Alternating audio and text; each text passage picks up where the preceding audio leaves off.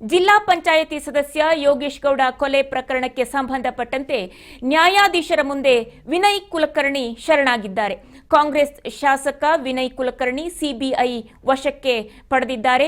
ಯೋಗೇಶ್ ಗೌಡ ಪ್ರಕರಣದ ಆರೋಪಿ ವಿನಯ್ ಕುಲಕರ್ಣಿ ಪರಪ್ಪನ ಅಗ್ರಹಾರಕ್ಕೆ ಮರಳಲಿದ್ದಾರೆ. ವಿನಯ್ ಕುಲಕರ್ಣಿ ಯೋಗೇಶ್ ಗೌಡ ಹತ್ಯೆ ಪ್ರಕರಣದ ಆರೋಪಿ ಜಿಲ್ಲಾ ಪಂಚಾಯತ್ ಸದಸ್ಯ ಯೋಗೇಶ್ ಗೌಡ ಕೊಲೆ ಪ್ರಕರಣ, ಆ ಪ್ರಕರಣಕ್ಕೆ ಸಂಬಂಧಪಟ್ಟಂತಹ ಬ್ರೇಕಿಂಗ್ ಇದು.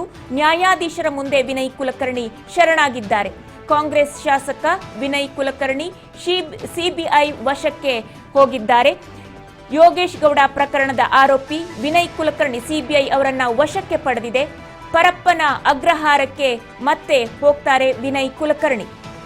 ಜಿಲ್ಲಾ ಪಂಚಾಯತ್ ಸದಸ್ಯ ಯೋಗೇಶ್ ಗೌಡ ಕೊಲೆ ಪ್ರಕರಣಕ್ಕೆ ಸಂಬಂಧಪಟ್ಟಂತೆ ಇದೀಗ ನ್ಯಾಯಾಧೀಶರ ಮುಂದೆ ವಿನಯ್ ಕುಲಕರ್ಣಿ ಶರಣಾಗಿದ್ದಾರೆ. ಕಾಂಗ್ರೆಸ್ ಶಾಸಕ ವಿನಯ್ ಕುಲಕರ್ಣಿ ಅವರನ್ನ ಸಿಬಿಐ ವಶಕ್ಕೆ ಪಡೆದಿದೆ. ನ್ಯಾಯಾಧೀಶರ ಮುಂದೆ ಅವರು ಶರಣಾಗಿದ್ದಾರೆ. ಮತ್ತೆ ಪರಪ್ಪನ ಅಗ್ರಹಾರಕ್ಕೆ ತೆರಳಲಿದ್ದಾರೆ. ಜಿಲ್ಲಾ ಪಂಚಾಯತ್ ಸದಸ್ಯ ಯೋಗೇಶ್ ಗೌಡ ಕೊಲೆ ಪ್ರಕರಣದಲ್ಲಿ ಆರೋಪಿಯಾಗಿದ್ರು. ಹಿಂದೊಮ್ಮೆ ಜೈಲನ್ನ ಕೂಡ ಸೇರಿದ್ರು. ಇದೀಗ ಮತ್ತೆ ಸಿಬಿಐ ವಶಕ್ಕೆ ಪಡೆದಿದೆ. ಜೊತೆಯಲ್ಲಿ ನ್ಯಾಯಾಧೀಶರ ಮುಂದೆ ಶರಣಾಗಿದ್ದಾರೆ ವಿನಯ್ ಕುಲಕರ್ಣಿ.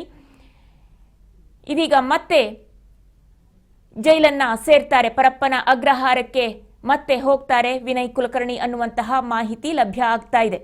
ಯೋಗೇಶ್ ಗೌಡ ಕೊಲೆ ಪ್ರಕರಣಕ್ಕೆ ಸಂಬಂಧಪಟ್ಟಂತೆ ಜನಪ್ರತಿನಿಧಿಗಳ ವಿಶೇಷ ಕೋರ್ಟ್ಗೆ ಶರಣಾಗಿದ್ದಾರೆ. ವಿಶೇಷ ಕೋರ್ಟ್ಗೆ ಶರಣಾಗ್ತಾ ಇದ್ದಂತೆಯೇ ಸಿಬಿಐ ವಶಕ್ಕೆ ಪಡೆದಿದೆ. ಜೂನ್ 6ರಂದು ವಿನಯ್ ಕುಲಕರ್ಣಿಗೆ ಜಾಮೀನು ರದ್ದಾಗಿತ್ತು.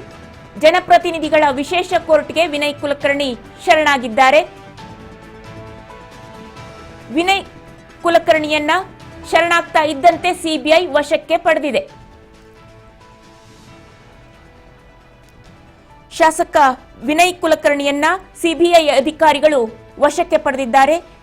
ಕೋರ್ಟ್ ಸೂಚನೆ ಮೇರೆಗೆ ಸಿಬಿಐ ಅಧಿಕಾರಿಗಳು ಅವರನ್ನ ವಶಕ್ಕೆ ಪಡೆದಿದ್ದಾರೆ. ವಿಚಾರಣೆ ಬಳಿಕ ಪರಪ್ಪನ ಅಗ್ರಹಾರಕ್ಕೆ ವಿನಯ್ ಕುಲಕರ್ಣಿ ಹೋಗ್ತಾರೆ. ಮತ್ತೆ 9 ವರ್ಷಗಳ ಹಿಂದೆ ಅಂದ್ರೆ 2016ರಲ್ಲಿ ನಡೆದಂತಹ ಜಿಲ್ಲಾ ಪಂಚಾಯತ್ ಸದಸ್ಯ ಯೋಗೇಶ್ ಗೌಡ ಕೊಲೆ ಪ್ರಕರಣ, ಆ ಒಂದು ಪ್ರಕರಣದಲ್ಲಿ ವಿನಯ್ ಕುಲಕರ್ಣಿ ಆರೋಪಿಯಾಗಿದ್ರು. ಅವರಿಗೆ ಇದೀಗ 6ನೇ ತಾರೀಕಿನಂದು ಜಾಮೀನು ರದ್ದಾಗಿತ್ತು. ಈ ಹಿನ್ನೆಲೆಯಲ್ಲಿ ಇಂದು ಬೆಂಗಳೂರಿನ ಜನಪ್ರತಿನಿಧಿಗಳ ನ್ಯಾಯಾಲಯಕ್ಕೆ ವಿನಯ್ ಕುಲಕರ್ಣಿ ಶರಣಾಗೋದಕ್ಕೆ ಬಂದಿದ್ರು. ಜನಪ್ರತಿನಿಧಿಗಳ ವಿಶೇಷ ಕೋರ್ಟ್ಗೆ ಬಂದು ಶರಣಾಗ್ತಾ ಇದ್ದಂತೆಯೇ ಸಿಬಿಐ ಅವರನ್ನ ವಶಕ್ಕೆ ಪಡೆದಿದೆ. ಜೂನ್ 6ನೇ ತಾರೀಕು ಕಳೆದ ಕೆಲವು ದಿನಗಳ ಹಿಂದೆ ಸುಪ್ರೀಂ ಕೋರ್ಟ್ ವಿನಯ್ ಕುಲಕರ್ಣಿಗೆ ಜಾಮೀನನ್ನು ರದ್ದುಗೊಳಿಸಿತ್ತು. ಜೊತೆಗೆ 1 ವಾರದೊಳಗೆ ವಿಚಾರಣಾ ನ್ಯಾಯಾಲಯಕ್ಕೆ ಶರಣಾಗುವಂತೆ ಕೂಡ ಅವರಿಗೆ ಸೂಚನೆಯನ್ನ ಕೊಟ್ಟಿತ್ತು. ಹಾಗಾಗಿ ಅವರು ಇಂದು ಕೋರ್ಟ್ಗೆ ಶರಣಾಗಿದ್ದಾರೆ. ಅವರು ಶರಣಾಗ್ತಾ ಇದ್ದಂತೆಯೇ ಸಿಬಿಐ ಅವರನ್ನ ವಶಕ್ಕೆ ಪಡೆದಿದೆ.